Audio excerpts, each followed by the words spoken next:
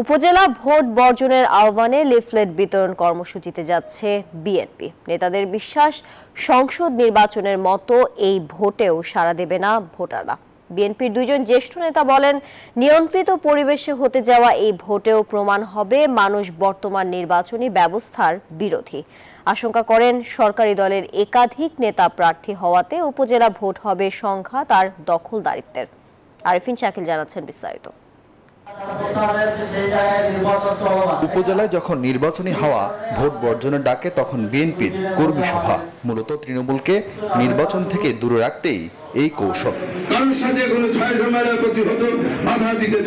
যদিও কাজে আসেনি সেই কৌশল। শোকজের পরও প্রার্থীরা প্রত্যাহার না করায় এরই মধ্যে 43 নেতাকে বহিষ্কার করেছে বিএনপি। আর প্রায় প্রতিদিনই ডজন ডজন নেতাকে পাঠানো হচ্ছে কারণ দর্শানোর নোটিশ।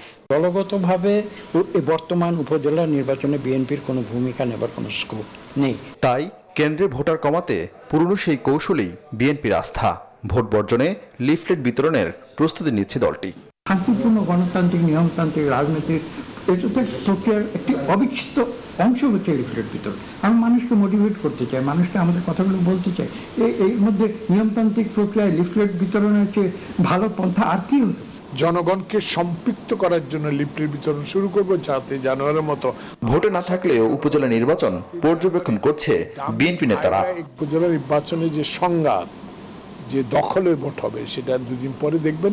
8 মে থেকে প্রথম ধাপে শুরু হবে। এরাই যে কাণ্ড ঘটাবে, যে অবস্থা সৃষ্টি করবে, এইটাই আওয়ামী লীগ সামলাতে কষ্ট হবে। সরকারি লেভেলে নির্বাচন করুক, লেভেল ছাড়াই নির্বাচন করুক, সরকারের পক্ষে যারা আছে সমস্ত সরকারের প্রশাসনিক শক্তি যেগুলো রয়েছে তাদের পছন্দসই ক্যান্ডিডেটগুলোকে তারা পার করে নিয়ে আসবে এবং সেখানে বাংলাদেশের জনগণের কোনো ভোটের অধিকার উপজেলা নির্বাচনের মাধ্যমে প্রতিফলিত হবার কোনো সুযোগ নেই। নেতারা জানান, কর্মীদের চাঙ্গা রাখতে তাপ প্রবাহ কমলে প্রতি মাসেই সভা সমাবেশের কর্মসূচি রাখবে বিএনপি। তারা মেট্রো রেল তৈরি করুক, তাতে বাংলাদেশের মানুষের কোনো উন্নতি হবে। আরিফিন শাকিল, নিউজ 24, ঢাকা।